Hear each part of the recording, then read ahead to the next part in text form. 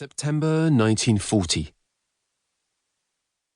It was a beautiful Saturday, hot sun and pure sky. At 3 o'clock, Daniel was cycling back from the library when the air raid siren sounded. Most in the street ignored it. Then came the heavy hum of bombers. He saw a couple of plane spotters on the roof of the nearest building, pointing into the air and blasting on their whistles. The drone became a roar, and the air itself trembled. He heard voices call to each other and the mad barking of dogs. The planes came. Leaping dots of light thickened to black spots. Dark rows filled the sky, flying in straight lines. People in the street were saying, "Are they British?" "No, they're German," someone said. "Our boys fly in Vs." "How did they get through?" some asked. "What's happened to the RAF, the ACAT guns?" People were shaking their fists at them. One man brandished a penknife. People were just standing and staring. Hardly anyone was running. There were over 100 planes. Bombs began to fall. Daniel actually saw them drop.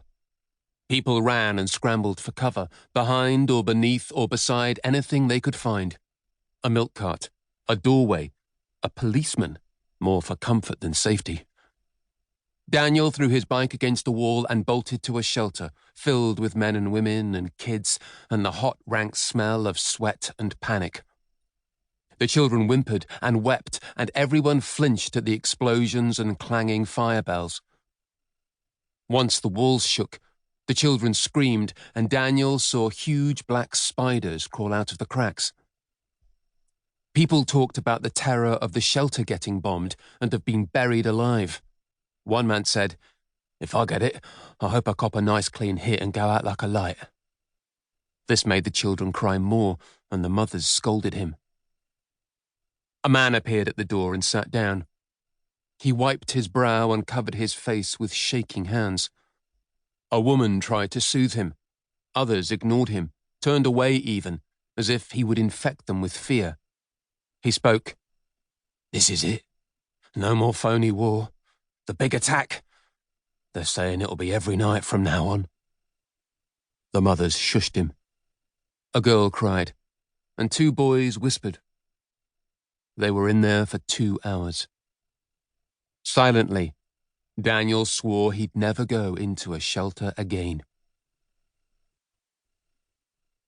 When the all clear sounded, it was curious how quickly they all returned to normal. Filing out of the shelter, some argued about politics and some about what was for tea. In the street, there were masses of people going to and fro. It felt hot to breathe. Daniel's nose filled with the tang of cordite. The streets were a mess of soot, brick, and broken glass. The sky was tinged with red, with billowing smoke blotting out the sun. The air was alive with sparks, and everyone patted them out on their clothes. There were families with cars loading up offspring and bags and driving off at speed, and people were saying, "The docks are on fire." One man said, "Why did the poor have to get it in the neck? Why don't they bomb bloody Mayfair?" Daniel watched young people running about to see the fires, rushing towards the docks. He found his bike and dashed down there. A terrible inferno. The great dock warehouses consumed by flames flaring high in the sky, furious black and orange.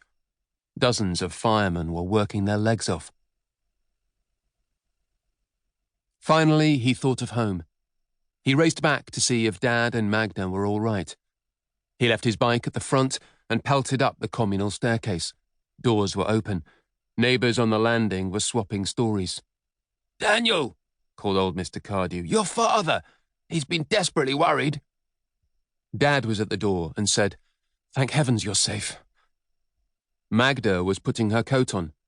"They're coming again tonight." "How do you know that?" His father said, "They said on the wireless they've bombed the docks to use as a beacon at night to guide them in for another raid. I'm not going back to any stinking shelter."